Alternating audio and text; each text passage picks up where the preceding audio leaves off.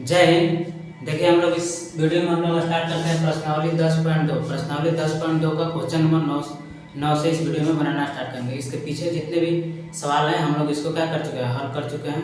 प्रश्नावली 10.2 का 1 से लेकर 8 तक जो है सवाल इसके पीछे वीडियो में पढ़ चुके हैं। अब हम स्टार्ट करते हैं क्वेश्चन नंबर 9 से। अगर आप इस वीडियो को नहीं देखे हैं तो पीछे 1 से लेकर 9 तक, 1 से लेकर 8 तक का वीडियो बनाया हुआ है प्रश्नावली 10.1 का और 10.2 का, दो का भी। तो इस पीछे आप जाकर वीडियो को देख सकते हैं। अब देखिए स्टार्ट करते हैं क्वेश्चन नंबर 9, प्रश्न संख्या 9 से इस वीडियो में स्टार्ट करते हैं। देखिए सबसे पहले सवाल होता है आकृति 10.13 में आप एनसीईआरटी बुक निकालकर कॉपी कलम निकाल कर बैठ जाएंगे और इसमें देखिएगा लिखा हुआ है आकृति 10.13, फिगर पहले से छापा हुआ है। इसमें लिखा हुआ है आकृति 10.13 में एक्स वाई तथा एक्स और वाई वो केंद्र वाले किसी वृत्त पर दो समानांतर स्पर्श रहता है। मतलब देखिए आकृति 10.13 में एक्स वाई और एक्स और वाई ये दोनों क्या है, समानांतर, आपस में समानांतर स्पर्श रेखा है। इसके आगे देखिए बोलता है, इसके आगे बोलता है कि और स्पर्श बिंदु सी पर, देखिए स्पर्श बिंदु क्या है सी, ये भी एक क्या है स्पर्श रेखा है। तो स्पर्श बिंदु सी पर बोल रहा है, स्पर्श बिंदु सी पर स्पर्श रेखा ए बी, यानी स्पर्श रेखा ए बी एक्स वाई को ए बिंदु पर प्रतिच्छेद करता है और एक्स वाई को किस बिंदु पर, बी बिंदु पर प्रतिच्छेद करता है। मतलब ए बी जो स्पर्श रेखा है वह एक्स वाई स्पर्श रेखा को बिंदु ए पर काटता है और एक्स और वाई डैश रेखा को बिंदु बी पर काटता है। इसको चाहे तो आप बढ़ा सकते हैं, थोड़ा ऐसे भी बढ़ा सकते हैं। यहाँ इसको कौन सा मान सकते हैं, बी, बिंदु बी पर प्रतिच्छेद करता है। अब इसके आगे बोल रहा है बिंदु बी पर प्रतिच्छेद करता है तो सिद्ध कीजिए कि कोण ए ओ बी बराबर 90 डिग्री। आपको सिद्ध करना है कोण ए ओ बी बराबर कितना लाना है, 90 डिग्री लाना है। देखिए स्टार्ट करते हैं। देखिए सबसे पहले लिखेंगे हल, सॉल्यूशन लिखते हैं यहाँ पे। देखिए अब जो चीज दिया हुआ है उसको पहले क्या करेंगे, लिख लेंगे। लिखेंगे दिया है, क्या चीज दिया है, दिया है बताइए एक्स वाई समानांतर क्या है, एक्स वाई डैश है। मतलब ये दोनों एक्स वाई स्पर्श रेखा और एक्स वाई डैश स्पर्श रेखा दोनों आपस में क्या है, समानांतर। ये समानांतर का चिन्ह होता है, तो एक समांतर स्पर्श रेखा है। अब देखिए आप क्या चीज दिया हुआ है यहाँ पे हम लोग समझते हैं। देखिए यहाँ पे कोण P बराबर कितना है, 90 डिग्री, क्योंकि स्पर्श रेखा है। स्पर्श रेखा से स्पर्श बिंदु से त्रिज्या पर जाने वाली क्या होती है, लंब होती है। प्रमेय 10.1 हम लोग पढ़ चुके हैं। इसके पीछे जितना सवाल है हर सवाल में इसका यूज हुआ है, तो इसमें उम्मीद करते हैं इसको समझने में कोई परेशानी नहीं होगा। देखिए कोण P का वैल्यू कितना होगा, 90 डिग्री। कोण C भी कितना होगा, 90 डिग्री। जहाँ जहाँ स्पर्श रेखा गया वहाँ कोण कितना होगा, 90 डिग्री। कोण P भी 90 होगा, कोण C भी 90 होगा, कोण Q भी 90 होगा, तीनों के अंदर 90 होगा। आप लिखेंगे कोण P बराबर कितना, 90 डिग्री। कोण P बराबर 90 डिग्री। कोण C बराबर भी कितना होगा, 90 डिग्री।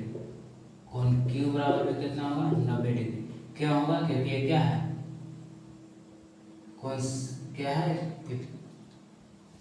स्पर्श रेखा स्पर्श बिंदु पर त्रिज्या पर जाने वाली क्या होती है, लंब होती है। स्पर्श बिंदु से त्रिज्या पर जाने वाली लंब होती है, तो इसलिए क्या होगा, तीनों के तीनों क्या होगा, 90 डिग्री होगा।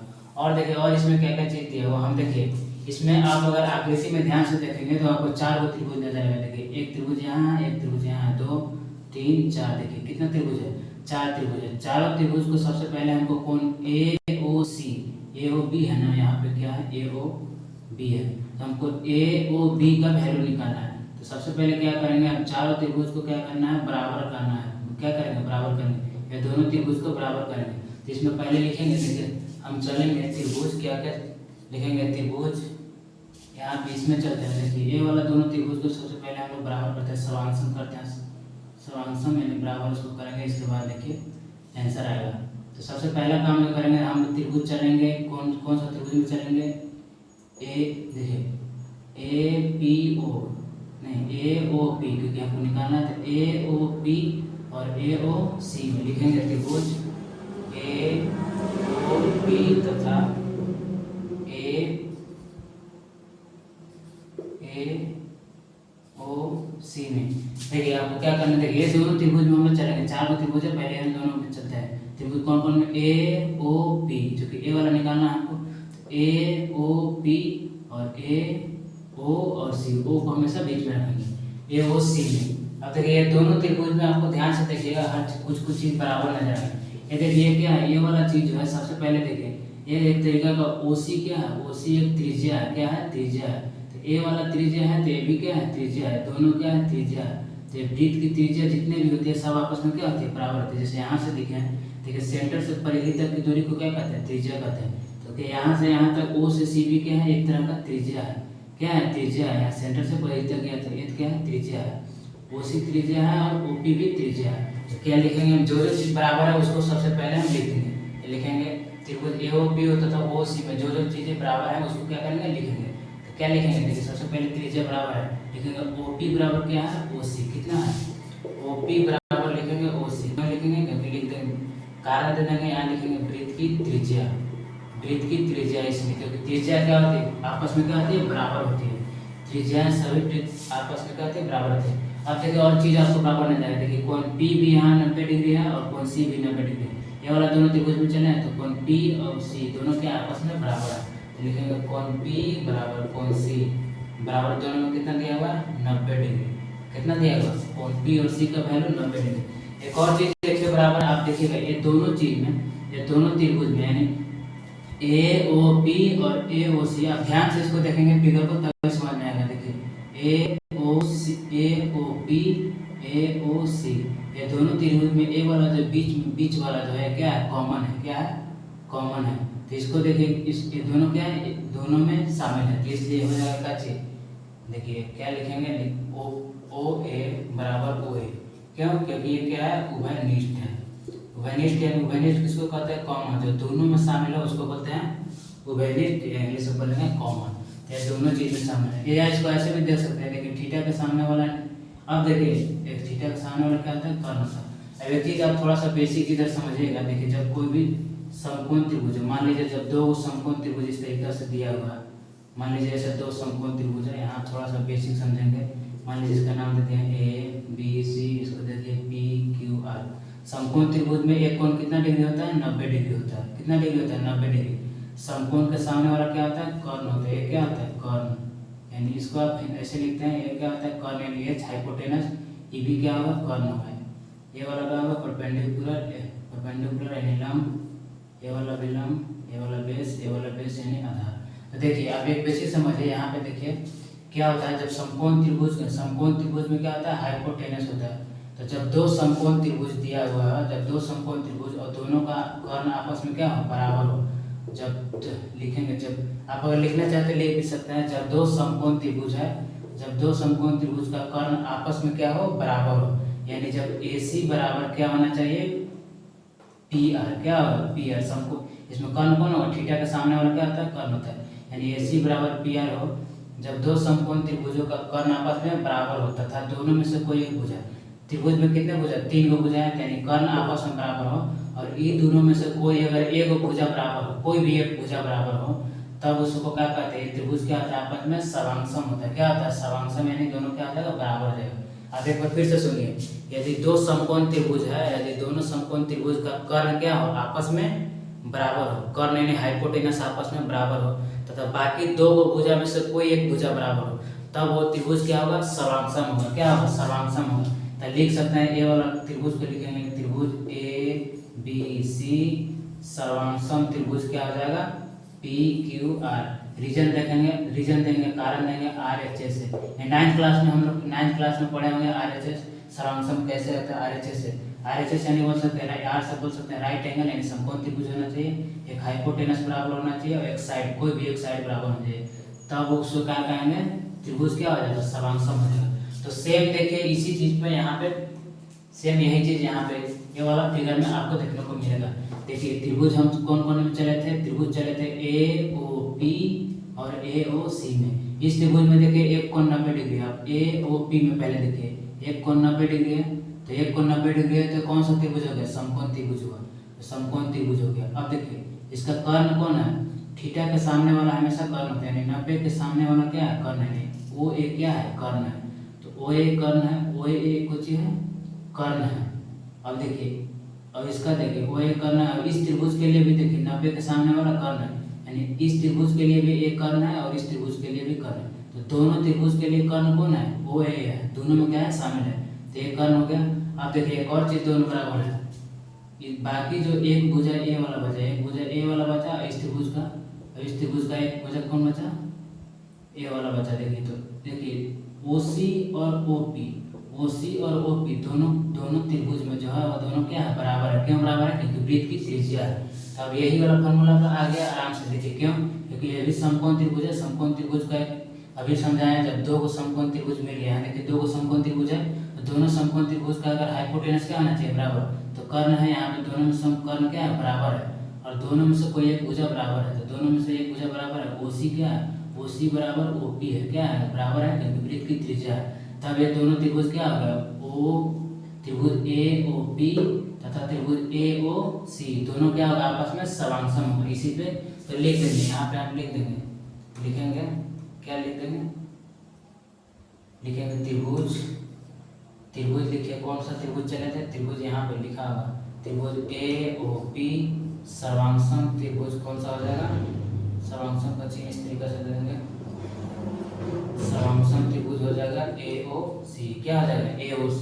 मतलब दोनों रीजन यहाँ पर दे देंगे RHS से, RHS मतलब R से राइट एंगल होना चाहिए, मैंने समकोण त्रिभुज, H से हाइपोटेनस एक बराबर होना चाहिए और एक भुजा बराबर होना चाहिए। इसको मिटाते हैं, इसको समझ गए होंगे, लेकिन वो बेसिक है, इसका कोई यूज नहीं है।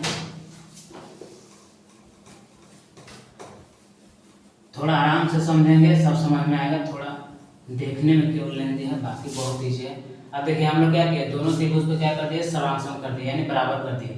जब देखिए दोनों त्रिभुज समांसम होगा तो ये दोनों त्रिभुज अगर बराबर हो गया तो ये दोनों कोण भी क्या होगा, आपस में बराबर होगा। क्या होगा, बराबर होगा। कोण भी क्या होगा, आपस में बराबर हो जाएगा। क्या होगा, बराबर हो जाएगा। तब यहाँ से हम लिख सकते हैं, लिखेंगे क्या लिखेंगे, लिखेंगे कोण AOC। क्या लिखेंगे, कोण AOC। देखिए कोण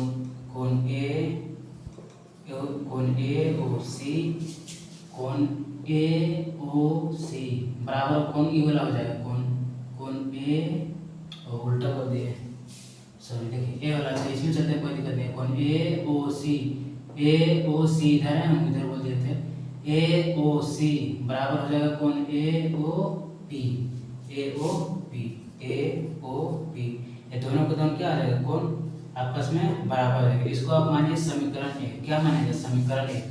देखिए A वाला यहाँ तक है, बहुत आसानी से समझ गए आप। देखिए सेम इसको जैसे बनाए, सेम ये भी क्या अगर जैसे ये दोनों त्रिभुज समांसम होगा, इसी प्रकार ये दोनों त्रिभुज भी आपस में क्या होगा, समांसम होगा। इसको हमको उतना बनाने की जरूरत नहीं, जिसको इतना हम लोग ये वाला त्रिभुज को जिस तरीके से बनाया उसको इतना लिखने की जरूरत नहीं है, क्योंकि जब ये सर्वांगसम सिद्ध हो गया तो ये भी क्या होगा, सर्वांगसम ही होगा। तो आपको डायरेक्ट यहाँ पे कुछ नहीं करना, लिखेंगे इसी प्रकार मतलब इसी प्रकार में जिस प्रकार ए वाला सर्वांगसम हो गया, इसी प्रकार ए वाला त्रिभुज आपस में दोनों क्या होगा, सर्वांगसम होगा। तो लिख देंगे, कुछ नहीं करेंगे, लिखेंगे इसी प्रकार कोण QOB। क्या, QOB लिखेंगे इसी प्रकार कोण QOB सर्वांगसम होगा कोण, पहले त्रिभुज लिख देंगे, त्रिभुज QOB सर्वांगसम त्रिभुज कौन सा हो जाएगा, COB। ये वाला दोनों त्रिभुज है QOB और COB, लिख देंगे त्रिभुज COB। जब ये दोनों त्रिभुज सर्वांगसम हो जाएगा तो एक कोण भी क्या हो जाएगा, बराबर हो जाएगा। ये दोनों कोण जिस तरीके से एक कोण बराबर होगा, इसी तरह से एक कोण भी बराबर होगा। तो लिख देंगे कोण COB, लिखेंगे कोण COB बराबर कोण QOB। इसको मानिए समीकरण 2। क्या मानेंगे, समीकरण 2। अब देखिए थोड़ा सा और बड़ा है, इसको अब आंसर आने वाला, आराम से देखिए। इसके बाद देखिए क्या करना है। अब देखिए समीकरण 1 और 2 यहाँ तक हो गया। इसके बाद आप देखिए एक चीज आप देखेंगे, एक चीज आप थोड़ा सा इसको बेसिक समझिए साइड से। ये देखिए ये जो एक सरल रेखा पर आपको पता है, एक सरल रेखा पर जो है कोण कितना डिग्री का बनता है, 180 डिग्री। एक सरल रेखा पर बना कोण का योग कितना होता है, 180 डिग्री। मतलब ये वाला एक तरीका से सरल रेखा इस तरीके से खींचा गया। तो यहाँ से यहाँ तक तो इसका कोण अगर आपसे कोई पूछे, एक सरल रेखा मान लीजिए इस तरीके से, इसका कोण अगर पूछे तो कितना होता है, 180 डिग्री। और इसी को पूरा मिला देते हैं तो कोण त्रिभुज बन जाता है। तो टोटल कोण का योग कितना हो जाता है, अगर वृत्त हो जाता है तो कितना होता है, 360 डिग्री। तो ये हाफ है, सरल रेखा पर बना कोण का योग कितना होता है, 180 डिग्री। ये आपको पता होना चाहिए, नहीं भी पता है तो आप इसको ध्यान रखेंगे कि सरल रेखा पर। तो देखिए आपको PQ एक सरल रेखा के तरीके से दिखाई देगा। PQ क्या है, एक तरह का सरल रेखा है। तो ये वाला कोण जो पूरा यहाँ निकाले हैं, पूरा ये कोण कितना होगा, पूरा कोणों का योग कितना हो जाएगा, 180 हो जाएगा। कितना हो जाएगा अब बताइए, पूरा कोण का योग कितना हो जाएगा 180, 180 हो जाएगा। तो लिखेंगे ऐसे लिख लीजिए आप, लिखेंगे चूंकि, लिखेंगे चूंकि सरल रेखा पर बना कोण का योग 180 डिग्री होता है, 180 डिग्री होता है। इसलिए लिखेंगे, इसलिए सरल रेखा पर बना कोण का योग कितना होता है 180 डिग्री होता है। इसलिए आप हम लिख सकते हैं, लिखेंगे कोण ए वाला जितना भी कोण लिखा होगा आप क्या करेंगे, इसलिए लिख सकते हैं कोण ए ओ पी, कोण ए ओ पी ऐसे लिखिए, कोण ए ओ पी प्लस कोण ए ओ पी हो गया प्लस कोण ए ओ सी, कोण ए ओ सी, फिर प्लस कोण सी ओ बी, कोण लिखिए सी ओ बी प्लस कोण Q O B, Q O B. Total कितना हो जाएगा 180 डिग्री, क्योंकि यही वाला कोण आपको निकालना है। तो टोटल का योग कितना हो गया 180 डिग्री। क्यों हुआ, क्योंकि सरल रेखा को बना कोण 180 डिग्री होता है। तो अब देखिए आप कुछ नहीं करना, हमको निकालना है कोण ए ओ बी, कोण ए ओ बी का निकालना है। तो कोण ए ओ बी के बीच वाला को कुछ नहीं करेंगे, ए ओ सी और सी ओ बी को चेंज ऐसे ही छोड़ देंगे, बाकी जो कोण है इसको चेंज कर देंगे। जैसे देखिए इसका मतलब ए ओ पी, देखिए ए ओ पी, देखिए कोण ए ओ पी का वैल्यू हम लिख सकते हैं कितना, कोण ए ओ पी लिखा हुआ देखिए, कोण ए ओ पी बराबर लिख सकते हैं कोण कितना ए ओ सी, समीकरण 1 से। देखिए आप समीकरण कोण ए ओ पी और ए ओ सी दोनों आपस में क्या है बराबर है। तो यहाँ पर ए ओ पी के जगह पर क्या लिख सकते हैं ए ओ सी, लिख देंगे कोण ए ओ सी। ए ओ सी को हम चेंज नहीं करेंगे, क्यों नहीं चेंज करेंगे, क्योंकि हमको ए ओ सी ए वाला बीच वाला कोण चाहिए। तो जो इसके बीच में जो कोण आएगा उसको चेंज नहीं करेंगे, बाकी ए वाला कोण और ए वाला कोण दोनों को क्या करेंगे आपस में बदल लेंगे। तो ए ओ सी को ऐसे छोड़ देंगे। अब देखिए ये दिया हुआ कोण, देखिए कोण सी ओ बी, देखिए सी ओ बी इसको चेंज नहीं करेंगे सी ओ बी, क्योंकि इसके बीच वाला हमको कोण चाहिए। तो सी ओ बी को क्या करेंगे ऐसे ही छोड़ देंगे। अब देखिए इसको चेंज कर देंगे Q O B, Q O B ये वाला कोण हमको निकालना नहीं है, इसलिए इसको क्या करेंगे चेंज कर देंगे। अब देखिए क्यू ओ बी का वैल्यू समीकरण में देखिए दिया हुआ क्यू ओ बी बराबर कोण का लिख सकते हैं सी ओ बी, दोनों आपस में क्या है बराबर है। तो क्यू ओ बी की जगह लिख दीजिए कोण सी ओ बी बराबर कितना 180 डिग्री। अब देखिए ए ओ सी सी ओ बी क्या हुआ दो हुआ, तो लिखेंगे 2 कोण ए ओ सी प्लस 2 कोण सी ओ बी, दो है तो दो लिख देंगे बराबर कितना 180 डिग्री। अब दोनों में शामिल है तो दो क्या कर लेंगे कॉमन कर लेंगे, तो हो जाएगा कोण ए ओ सी प्लस कोण सी ओ बी बराबर कितना हो जाएगा 180 डिग्री।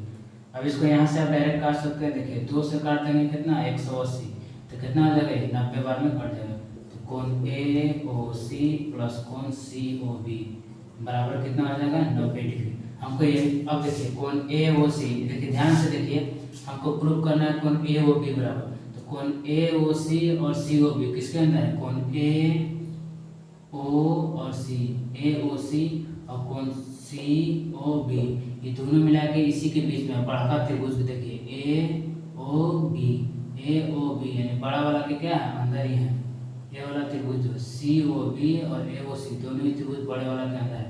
तो दोनों के बराबर कितने ले सकते हैं ए ओ बी, ये दोनों का वैल्यू कितना आ जाएगा कोण ए ओ बी बराबर कितना 90 डिग्री।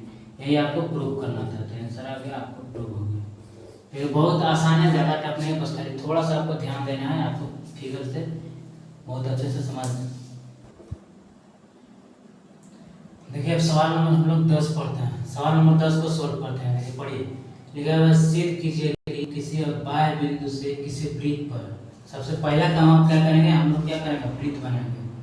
सबसे पहला काम क्या करना है वृत्त बना लेंगे, वृत्त बना लिए, वृत्त थोड़ा गोला बनाते हैं, गोल हो गया ठीक है, अभी अच्छा बना है। लिखा हुआ सिद्ध कीजिए कि किसी बाह्य बिंदु से, कोई बाहरी बिंदु है यहाँ पे, कोई बाहरी बिंदु मान लीजिए यहाँ है, कुछ मान सकते हैं, किसी बाह्य बिंदु से किसी वृत्त पर खींची गई स्पर्श रेखा, बाह्य बिंदु से यहाँ से क्या है स्पर्श रेखा खींचा गया, खींची गई स्पर्श रेखाओं के बीच का कोण, मतलब स्पर्श रेखा में यानी 2 स्पर्श रेखा है, इससे 2 स्पर्श रेखा, स्पर्श रेखाओं के लिखा हुआ स्पर्श रेखाओं के बीच का कोण यानी ए वाला कोण, स्पर्श बिंदु को मिलाने वाली रेखा कौन, स्पर्श बिंदु कौन होगा भाई यहाँ होगा, स्पर्श बिंदु कौन होगा, यहाँ पर स्पर्श बिंदु कहते किसको है, तो स्पर्श रेखा वृत्त के जिस बिंदु पर काटता है, टकराता है, छूता है, उसी को क्या कहते हैं, स्पर्श बिंदु।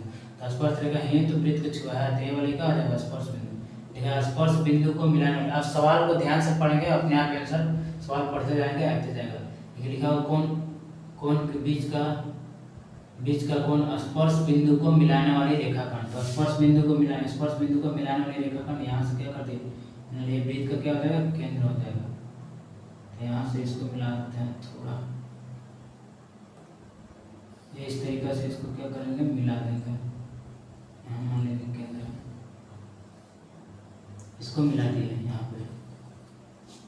स्पर्श बिंदु को मिलाने वाली रेखाखंड द्वारा केंद्र पर अंतरित कोण का संपूरक होता है, अंतरित कोण का संपूरक होता है, केंद्र पर ही वाला कोण।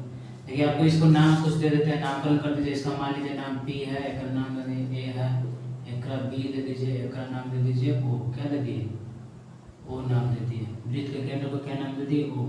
तो हमको सिद्ध क्या करना है, सिद्ध करना है कि रेखाखंड केंद्र पर आंतरिक कोण, माने केंद्र वाला कोण जो है AOB है, कोण O, और ये जो है स्पर्श रेखाओं के बीच के कोण, ये दोनों ये वाला कोण है, कोण O और कोण भी P मिला के कितना होना चाहिए, 180।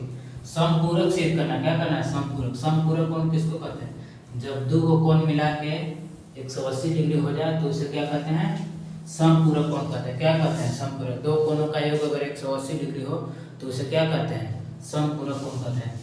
आपको सिद्ध करना कोण O और कोण P मिला के कितना आना चाहिए, 180। बहुत ईजी है, अगर आप थोड़ा सा इसके पीछे वीडियो आप ध्यान से पढ़े होंगे तो इसका आंसर जो है आपको बिना बनाए, बिना कलम को भी उठाए बन जाएगा। देखिए कैसे बन जाएगा। हमको कोण आपको सबसे पहले ऐसे ही बनाकर दिखाते हैं, कोण O प्लस कोण P का मान दोनों मिला के कितना लाना है, 180 लाना है। कितना लाना है, 180। आप देखिएगा ध्यान से पीछे पढ़ेंगे, देखिए यह एक स्पर्श रेखा है, AP स्पर्श रेखा है, तो यहाँ पे कितना डिग्री का कोण बनेगा, 90 डिग्री कोण बनेगा। यहाँ लिख भी देते हैं 90 डिग्री। ये वाला कितना डिग्री बनेगा, 90 डिग्री ही बनेगा। ये भी स्पर्श रेखा है। तो बताइए, ये एक तरीके का चतुर्भुज है, पहला सवाल में भी पढ़े थे। देखिए 1 2 3 4, 4 को कोण हो गया। तो जब 4 को कोण हो गया तो यह क्या होगा, चतुर्भुज हो गया। आपको पता है चतुर्भुज के चारों कोणों का योग मिलाकर कितना होता है, 360 डिग्री। कितना होता है, 360 डिग्री। तो हमको कोण OP मिलाना है। देखिए 4 में 2 को कोण पता है, तो 90 और 90 कितना हो जाएगा, 180। 90 और 90 180। अभी दोनों मिला के तो क्या हो जाएगा, OP मिला के कितना हो जाएगा, जब ये दोनों मिला के 180 है तो 360 में से 180 घटा देंगे तो कितना हो जाएगा, 180। अभी दोनों मिला के 180 लाना ही है। ऐसे बन गया, कुछ किया करना भी है, डायरेक्ट बन जाएगा। बस आप ध्यान से थोड़ा देखेंगे तो क्या हो जाएगा, आराम से बन जाएगा। तो बनाते हैं, इसको लिख देते हैं। देखिए सबसे पहले किसी बाह्य बिंदु से किसी वृत्त पर स्पर्श रेखा, मान लीजिए आपका स्पर्श रेखा क्या होगा, माना AP तथा लिख लीजिए AP तथा BP स्पर्श रेखा है। कौन सी रेखा, स्पर्श रेखा है। तब क्या हो जाएगा, कोण A बराबर कितना हो जाएगा, AP स्पर्श रेखा कोण A बराबर हो जाएगा 90 डिग्री। कोण B बराबर कितना हो जाएगा, 90 डिग्री। हमको सिद्ध करना है, सिद्ध न करना है तो लिख लीजिए, ऐसे लिख लीजिए, सिद्ध करना है। सिद्ध करना है आपको, क्या सिद्ध करना है, सिद्ध करना है कोण O प्लस कोण P बराबर आना चाहिए समपूरक, यानी 180 डिग्री। ये हमको सिद्ध करके लाना है। तो आप कुछ नहीं करेंगे, लिखेंगे चतुर्भुज। देखिए ऐसे लिखिए, चूंकि चतुर्भुज के, इतना लिखने की जरूरत नहीं है। चतुर्भुज के चारों कोणों का योग, चारों कोणों का योग कितना होता है, 360 डिग्री होता है। कितना होता है, 360 डिग्री होता है। जब चतुर्भुज के चारों कोणों का योग अगर 360 डिग्री हो गया तो बताइए चतुर्भुज के चार कोण कौन कौन है, AOB तो लिख देंगे। इसलिए लिखेंगे, इसलिए कोण A प्लस कोण O प्लस कोण B प्लस कोण P, चार को लेते हैं AOBP। सबके कोण मिला के कितना हो जाएगा, 360 डिग्री। बहुत ईजी है बनाना। और कोण A का मान कितना है, 90, तो लिख देंगे 90। कोण को का मान हमको पता नहीं है, कोण B का मान हमको पता है, कितना पता है, 90। कोण B भी 90, कोण P का मान भी नहीं पता है, ये तो निकालना है। बराबर हो जाएगा कितना, 360 डिग्री। चलिए बताइए 90 और 90 को जोड़ देंगे तो कितना हो जाएगा, 180। 180 प्लस कोण ओ प्लस कोण पी बराबर कितना हो जाएगा 360। अब बताइए कोण ओ और कोण पी हमको निकालना है, ये कोण ओ प्लस कोण पी लिख दीजिए तनी बढ़िया से। अब देखिए इसके बाद क्या आएगा 360। देखिए 360 में से देखिए 180 को बराबर को उस साइड भेज दीजिए, एक साइड भेज दीजिए उस साइड भेजिएगा तो 180 का आ जाएगा माइनस में, प्लस वाला माइनस में, बराबर के उस साइड जब भी चीज जाएगा तो चिन्ह क्या आता है बदल जाता है, प्लस वाला माइनस में, माइनस वाला प्लस में। तो कोण ओ प्लस कोण पी। अब आता है 360 में से 180 घटा दीजिए तो कितना बचेगा 180। यही आपको क्या करना था, सीख करना था। कहाँ गया देखिए कोण ओ प्लस कोण पी बराबर 180, लिख दीजिए प्रूफ। बहुत आसान है, केवल थोड़ा सा देखेंगे, ध्यान देंगे। आप बेसिक अच्छा से जाकर वीडियो देख लीजिए, 10.1 का बहुत आसान है, आराम से बना सकते हैं। देखिए अब हम लोग सवाल नंबर क्वेश्चन नंबर 10 सॉल्व कर चुके हैं। अब देखिए सवाल नंबर 11 पढ़ते हैं। क्वेश्चन नंबर 11 को बनाने का प्रयास करते हैं। देखिए लिखा हुआ सिद्ध कीजिए कि किसी वृत्त के परिगत समानांतर चतुर्भुज समचतुर्भुज होता है। हम फिगर पहले बना चुके हैं, वीडियो लंबा ना हो इसलिए क्या कर चुके हैं, फिगर जो है थोड़ा सा पहले बना चुके हैं, फिगर बनाने में थोड़ा टाइम लगता है इसलिए। देखिए लिखा हुआ सिद्ध करना है आपको किसी वृत्त के परिगत समानांतर चतुर्भुज समचतुर्भुज होता है। अब देखिए समचतुर्भुज किसको कहते हैं, समानांतर चतुर्भुज पहले देखिए किसे कहते हैं। समानांतर चतुर्भुज यानी जब आमने सामने दो चतुर्भुज के, अगर मान लीजिए इस तरीके का चतुर्भुज है, अगर दो भुजा आमने सामने अगर बराबर होता है, आमने सामने वाले भुजा अगर बराबर होता है तो उसे क्या कहते हैं, समानांतर चतुर्भुज कहते हैं। क्या कहते हैं, समानांतर चतुर्भुज। और ये वाला क्या होता है, समचतुर्भुज। हमको सिद्ध करना है कि समानांतर चतुर्भुज समचतुर्भुज होता है। तो समचतुर्भुज किसे कहते हैं, ऐसा चतुर्भुज जिसमें सभी भुजाएं क्या हो बराबर हो, क्या कहेंगे, समचतुर्भुज कहते हैं। समचतुर्भुज के सभी भुजाएं क्या होता है, बराबर होता है। देखिए ये सॉल्व करते हैं, बहुत आसान है, थोड़ा सा आपको ध्यान देना है, खाली देखिएगा। बनाना क्या है बहुत ईजी है। देखिए सबसे पहले आप मान लीजिए सॉल्व लिखते हैं, लिखिए मानक। मान लीजिए कि ए बी सी डी क्या कि लिखा हुआ किसी वृत्त के, देखिए परिगत का मतलब देखिए ऐसे बनाता है। अब जब भी परिगत बोले तो वृत्त के बाहर जो है वृत्त को छूते हुए 4 गो चतुर्भुज बनाइए, स्पर्श रेखा, ये वाला इसी की वृत्त को क्या बनेगा, परिगत। यानी वृत्त बनाइए पहले और उसके बाहर क्या बना दिए, चतुर्भुज बना दीजिए, जो क्या करते हो वृत्त को छू कर जाते हो, तो उसी बोलते हैं वृत्त के परिगत। सबसे पहले क्या करेंगे, लिख लेंगे। मान लीजिए माना ए बी सी डी, नाम दे दिए, कुछ भी नाम दे सकते हैं आप, ए बी सी डी क्या है, समानांतर चतुर्भुज। क्या है, समांतर चतुर्भुज है। पहले लिख लीजिए ए बी सी डी को आप क्या बन गया, समांतर चतुर्भुज है। जब ए बी सी डी एक समांतर चतुर्भुज है तो आप देखिए यहाँ पर समांतर चतुर्भुज में क्या था, आमने सामने भी भुजा बराबर होगा। लिख सकते हैं ए बी समानांतर कौन होगा, डी सी। ए बी समानांतर डी सी, यानी ए बी बराबर क्या होगा, डी सी। तो आप लिखिए ए बी समांतर चतुर्भुज है, इसलिए ए बी बराबर क्या आ जाएगा, ए बी जो है और सी डी है डी सी तो क्या होगा, बराबर होगा ए बी बराबर डी सी। तथा एंड लिखिए, एंड क्या आ जाएगा, अब जिस तरह से ए बी समानांतर डी सी है उसी तरह ए डी समानांतर कौन होगा, डी सी है। यानी ए डी लिख सकते हैं, ए डी बराबर क्या लिख सकते हैं, बी सी। देखिए आमने सामने वाली भुजा क्या होगा, बराबर होगा। ए बी जो है वो डी सी के बराबर होगा और ए डी जो है वो किसके बराबर होगा, बी सी के बराबर होगा। क्यों बराबर होगा, क्योंकि समानांतर चतुर्भुज है। अब देखिए जब इतना हमको क्या हो गया, बराबर हो गया। अब आराम से आप सॉल्व कर सकते हैं। देखिए हम पढ़े थे, देखिए क्वेश्चन नंबर 8 में भी इसको पढ़े थे। देखिए प्रमेय पढ़े थे कि जब भी कोई एक वृत्त है, वृत्त के बाहरी बिंदु से अगर कोई स्पर्श रेखा वृत्त को खींचा जाता है तो दोनों स्पर्श रेखा की लंबाई आपस में क्या होती है, बराबर होती है। क्या होती है, बराबर होती है। बेसिक में पढ़ चुके हैं। अब देखिए जब बराबर होती है तो देखिए एक ए को बाहरी बिंदु दिखेगा और ए पी और ए एस क्या है, स्पर्श रेखा। तो ए वाली स्पर्श रेखा इसके बराबर होगी, क्या होगा, बराबर होगा। एक सवाल ऐसा हम लोग बना चुके हैं क्वेश्चन नंबर 8 को, आप देखिएगा, देखे होंगे तो आपको ध्यान आ रहा होगा। देखिए इसको क्या किया, ये क्या होगा, आपस में बराबर हो गया। क्यों बराबर हुआ, क्योंकि वृत्त के बाहरी बिंदु से खींची गई स्पर्श रेखा क्या होती है, बराबर होती है। तो यहाँ पर आप लिख दीजिए, लिखिएगा चूंकि वृत्त की बाह्य बिंदु से, लिखिए वृत्त के बाह्य बिंदु यानी बाहरी बिंदु, वृत्त के बाह्य बिंदु से जाने वाली स्पर्श रेखा, खींची जाने वाली स्पर्श रेखा मान लीजिए, खींची जाने वाली स्पर्श रेखा की लंबाई क्या होती है, बराबर होती है। लंबाई क्या होती है, बराबर होती है। तो देखिए ए पी एक स्पर्श रेखा, ए बी स्पर्श रेखा है, एस स्पर्श रेखा, ए बाह्य बिंदु ए बी स्पर्श रेखा है, ए बी स्पर्श रेखा है, ए बी स्पर्श रेखा। ये भी स्पर्श रेखा है, ये भी स्पर्श रेखा है, तो सब आपस में क्या बराबर है। तो आप लिख सकते हैं, देखिए ए पी बराबर हम क्या लिख सकते हैं, ए इसका लिखेंगे ए पी बराबर ए, इसको मानिए समीकरण ए पी बराबर ए एस। अब यहाँ लिखिए पी बी बराबर क्या लिख सकते हैं, बी क्यू, पी बी बराबर लिखिए बी क्यू, ये क्या आ जाएगा समीकरण 2, पी बी बराबर बी क्यू। देखिए कोई एक चीज मैच करना चाहिए, इधर ध्यान में देखिएगा, जोड़ने में बाद में दिक्कत ना हो, यानी पी भी मैच कर रहा है, यानी एक साइड लिखिएगा पी बराबर। अब देखिए यहाँ पे लिख सकते हैं, क्या लिख सकते हैं, यहाँ लिखेंगे आर सी बराबर क्या लिख सकते हैं, सी क्यू, आर सी बराबर क्या लिख सकते हैं, सी क्यू, इसको मानिए समीकरण दे। देखिए क्यू क्यू मैच कर रहा है, कोई एक साइड वाला मैच करना चाहिए, क्योंकि बाद में क्या हो दिक्कत ना हो जोड़ने के लिए। अब देखिए एक और चीज यहाँ लिख सकते हैं, डी आर बराबर क्या लिख सकते हैं, डी आर, देखिए आर यहाँ मैच कर रहा है, डी आर बराबर का डी एस, इसको मानिए समीकरण 4। अब इसको क्या करना है, सभी देखिए एक साइड बायां साइड वाला को एक साथ जोड़िए और दाहिना साइड वाला को एक साथ जोड़िए, लिखेंगे समीकरण, लिख लीजिए समीकरण 1 2 3 एंड 4 को जोड़ने पर आपस में क्या कर देंगे, जोड़ देंगे, बहुत आसान है। देखिए इधर वाला तो एक साइड जोड़िए, लिखेंगे A P plus P B plus R C plus D R बराबर कितना हो जाएगा, इसको जोड़िए A S plus P Q plus में सी क्यू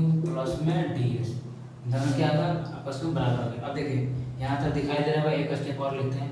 देखिए ध्यान से देखिए ए पी और P B, A P plus P B, A P, देखिए ए पी और पी बी पूरा मिला के कितना लिख सकते हैं, इसको ए बी लिख सकते हैं, आराम से लिख सकते हैं, कोई दिक्कत नहीं होगा इतना। अब देखिए आर सी बराबर डी आर, ध्यान से देखिए R C D, R C और क्या है डी आर, दोनों का पूरा का मान कितना लिख सकते हैं, सी डी लिख सकते हैं, सी डी चाहे डी सी, हमको सीध कैसे करना है, यहाँ डी सी लिखे हैं इसलिए डी सी लिखिए, C D C C D कुछ ही लिख सकते हैं। तो टोटल इसका वैल्यू कितना हो गया, आर सी और डी आर का वैल्यू डी सी बराबर किसी ना दे देंगे। देखिए ए एस और बी क्यू, देखिए ए एस बी क्यू, ये दोनों मैच नहीं कर रहा है, इसलिए आपको क्या करना है, ए एस और डी एस, देखिए ए एस और डी एस को क्या करना होगा, एक जगह लिखना है, क्यों, क्योंकि हमको ए डी लाना है। तो ए एस तो है लेकिन डी एस यहाँ पर है नहीं है, तो डी एस को इधर ले, इधर कर दिए, प्लस में है तो आप आगे पीछे कहीं नहीं सकते, ए एस और डी एस को उठा कर इसके साथ कर दीजिए, प्लस में लिख दीजिए B Q plus C Q. देखिए कुछ नहीं किया है, डी एस को कहाँ लाया है, इधर ले आए हैं, क्यों ले आए हैं, क्योंकि हमको ए डी लाना है। तो अब देखिए एक स्टेप और लिखे, दिखाई दे रहा होगा A B plus D C बराबर यहाँ लिख सकते हैं। देखिए हम A S D S, A S और डी एस का वैल्यू कितना लिख सकते हैं, देखिए ए एस और डी एस मिला के कितना लिख सकते हैं, ए डी, क्या लिख सकते हैं, A D plus B Q और सी क्यू, देखिए बी क्यू और सी क्यू ये दोनों मिला के पूरा कितना है, बी सी है, कितना है, बी सी है। इधर लिखते हैं, दिखाई ना दे इधर शायद ए बी डी सी। अब देखिए हमको प्रूफ क्या करना है, देखिए सबसे पहले लिखिए A B plus D C, लिखा हुआ A B plus D C, इसको आपको चेंज करना होगा।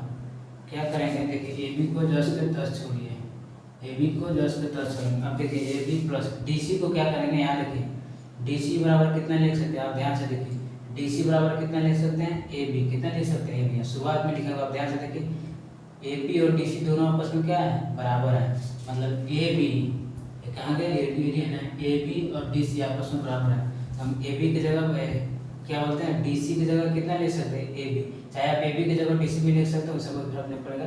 तो हम डी सी को क्या मैसेज कर लेंगे, ए बी लिख देंगे यहाँ ए बी। अब देखिए यहाँ प्लस है, इसका काम हो गया, प्लस नहीं है, बराबर का चिन्ह दिया हुआ है, बराबर। तो देखिए ए डी और बी सी, ए डी बताइए, ए डी को ऐसे ही आप छोड़ दीजिए, प्लस बताइए बी सी की जगह कितना लिख सकते हैं, आप ध्यान से देखिए बी सी के बदले क्या लिख सकते हैं, ए डी लिख सकते हैं। यहाँ पे देखिए बी सी तो दोनों क्या है, बराबर है, तो बी सी की जगह पर क्या लिख दिए, ए डी।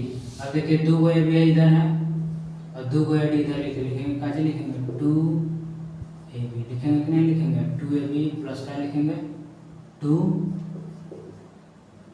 ए डी, मतलब 2 ए बी है, 2 क्या है, ए डी है। अब देखिए 2 से 2 क्या हो जाएगा, खत्म, 2 से 2 कट जाएगा, तो ए बी बराबर क्या आ गया, ए डी। अब देखिए प्रूफ हो गया, कैसे प्रूफ हो गया, आप देखिए हम पहले से देखिए हमको ए बी और डी सी आपस में पहले से बराबर था, ए डी और बी सी दोनों ये तो पहले से बराबर था क्योंकि समांतर चतुर्भुज था। अब देखिए हमको बराबर तो सभी भुजाओं को बराबर लाना था, सम चतुर्भुज सिद्ध करना था।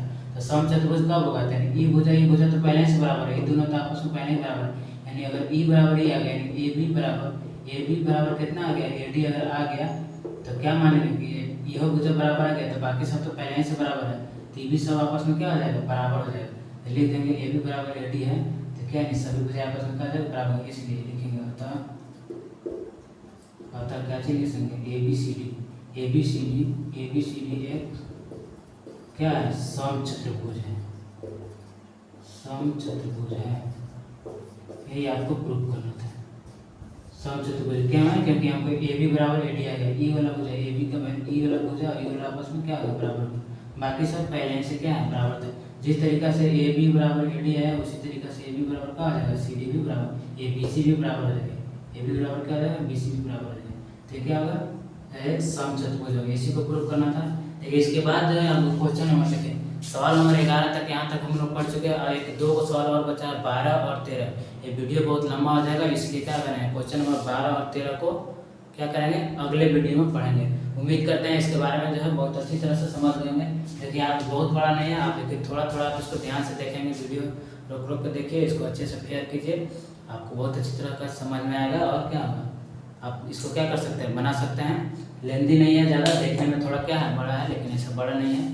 बाकी देखिए आपको बड़ा भी है तो आपको क्या करना है पढ़ना तो पड़ेगा ही। आप 10th क्लास में है तो आपको एग्जाम में अगर अच्छे मार्क्स लाने हैं तो क्या करना पड़ेगा पढ़ना पड़ेगा। आप अच्छे से पढ़िए और अगर आपको समझने में कोई दिक्कत है तो आप क्या कर सकते हैं कमेंट कर सकते हैं, हमें सजेस्ट भी कर सकते हैं। उम्मीद करते हैं समझ लेंगे। मिलते हैं अगले वीडियो में, तब तक के लिए जय हिंद।